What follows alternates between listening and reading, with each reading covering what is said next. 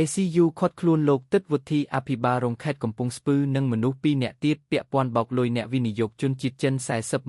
$40,000លោកទឹកវុធីអភិបាលរងខេត្តកំពង់ស្ពឺរួមជាមួយមនុស្ស2នាក់ទៀតម្នាក់ជាទាហានត្រូវបានអង្គភាពប្រឆាំងអំពើពុករលួយ ACU ចាប់ខ្លួនពាក់ព័ន្ធបោកប្រាស់លុយអ្នកវិនិយោគជនជាតិចិន$40,000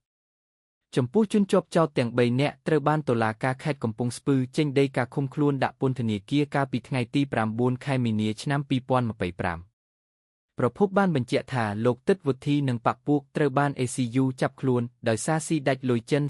$40,000រឿងរត់អាជ្ញាប័ណ្ណរ៉ែតែមិនបានសម្រេចជនជាប់ចោទទាំង3នាក់ត្រូវបានសាលាដំបងខេត្តកំពង់ស្ពឺសម្រេចចោទប្រកាន់ទី1ឈ្មោះទឹកវុធីភេទប្រុសអាយុ56ឆ្នាំកើតថ្ងៃទី7 ខែមករាឆ្នាំ1969ឃាត់ខ្លួនទី2ឈ្មោះហ៊ីវខនហៅតងភេទប្រុសអាយុ45ឆ្នាំឃាត់ខ្លួនពីបទរំលោភអំណាចក្លែងបន្លំប្រើប្រាស់លិខិតក្លែង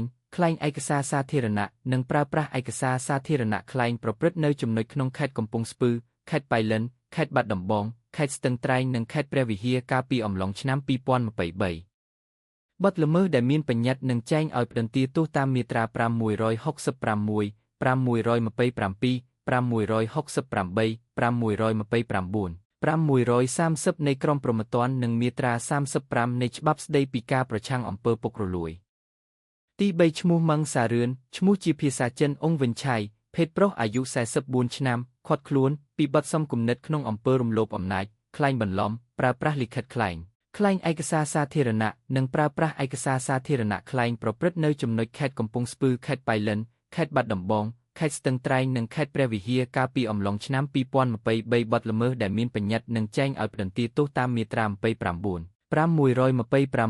527 528 530នៃក្រមព្រហ្មទណ្ឌនិងមាត្រា35នៃច្បាប់ស្តីពីការប្រឆាំងអំពើពុករលួយក្រោយការចាប់ខ្លួននិងចោទប្រកាន់ពីតំណាងឯកអัยការពួកគេទាំង3នាក់ត្រូវបានតុលាការសម្រេចឃុំខ្លួនដាក់ពន្ធនាគារតែម្ដង